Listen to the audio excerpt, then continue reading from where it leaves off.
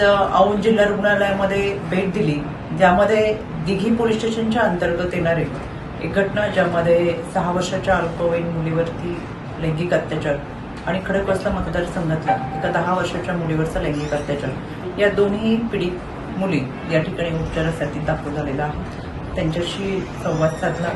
आमच्या जिमोबा आणि बालकल्याण समितीच्या माध्यमातून त्यांचं काउन्सिलिंग चालू आहे. त्यांची तब्येत चांगली आहे.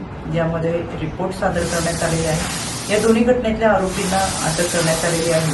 पोक्सो अंतर्गत गुन्हा दाखल झालेला आहे. यामध्ये आरोपीला शिक्षा होईल आणि त्यांच्यावरती कडक कारवाई होईल, याच्यासाठी राज्य महिला आयोग पाठपुरावा करेल. त्याचबरोबर दुसरी घडलेली घटना म्हणजे चंदननगर पोलीस स्टेशनच्या अंतर्गत आले असलेल्या यामध्ये एक मृतदेह, ज्याच्यामध्ये धड, हात आणि पाय नसलेला मृतदेह नदीपात्रामध्ये पोलिसांना सापडलेला आहे. यामध्ये PI चव्हाण यांच्याशी मी संपर्क साधला.